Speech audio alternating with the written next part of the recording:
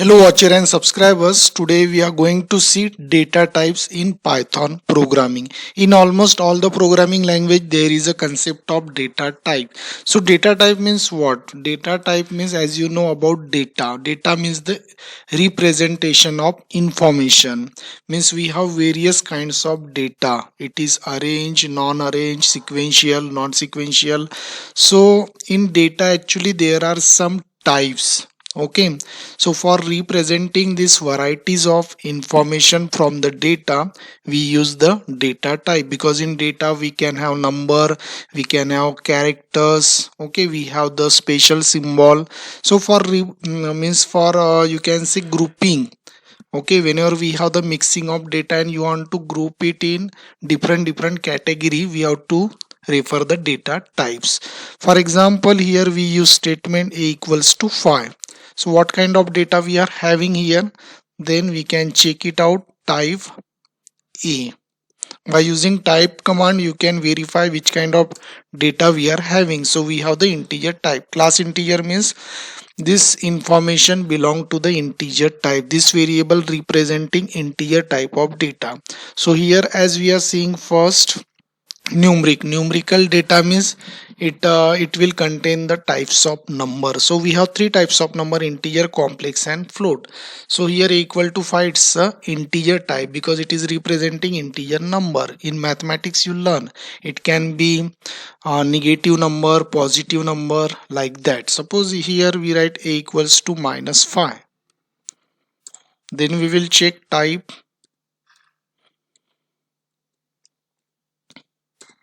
So it is integer type.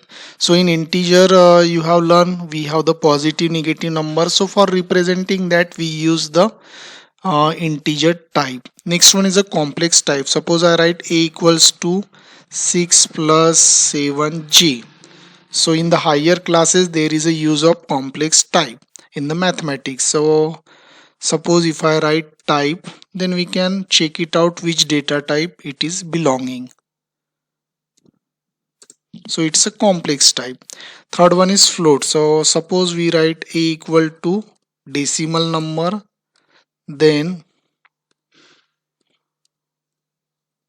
type a, you check it out, it is float type. So whenever we have the decimal point number, then you can say you have to use float type. So we have referred all these three.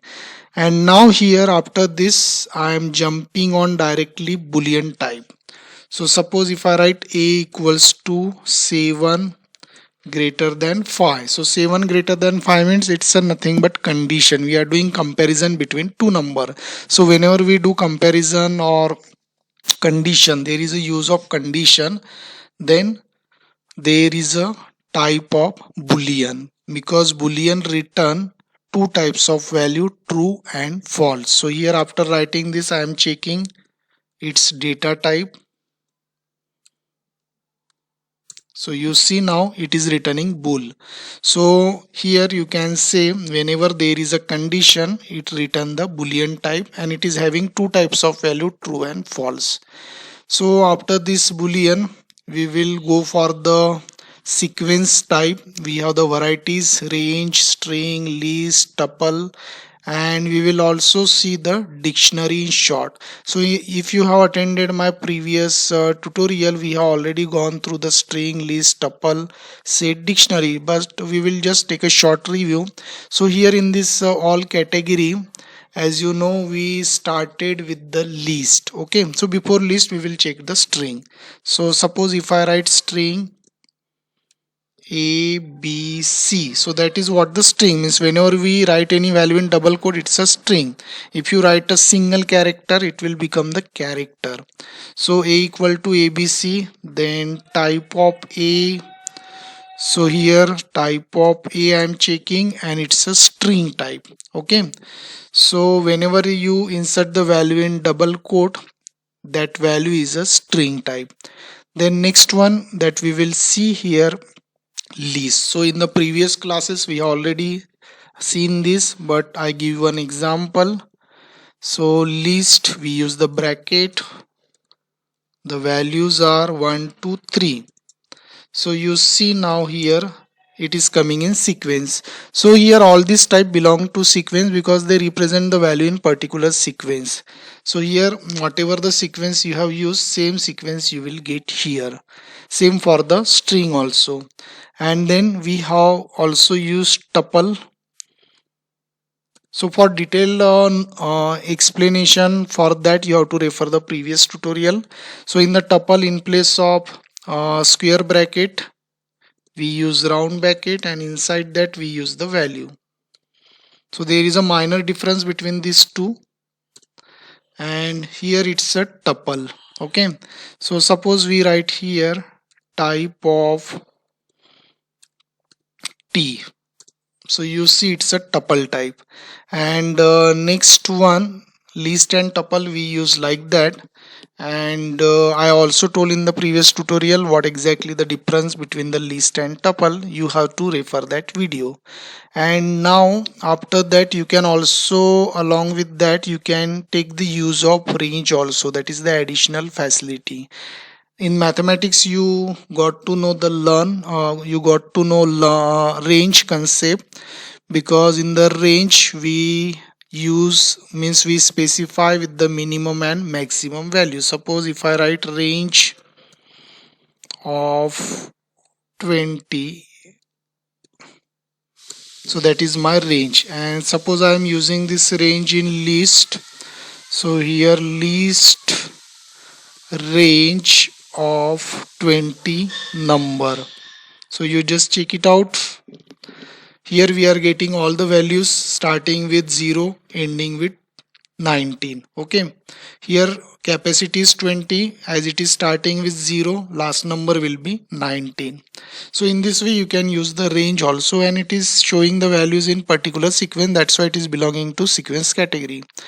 So here after the list, tuple, string and range, we will also take a review about the set and the dictionary. So in the set, as we were using curly brackets, so suppose I am using more number of values.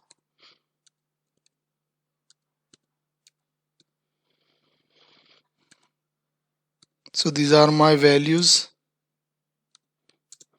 So you see it is not following particular sequence, and 5 is there only one time even though we use 2 time.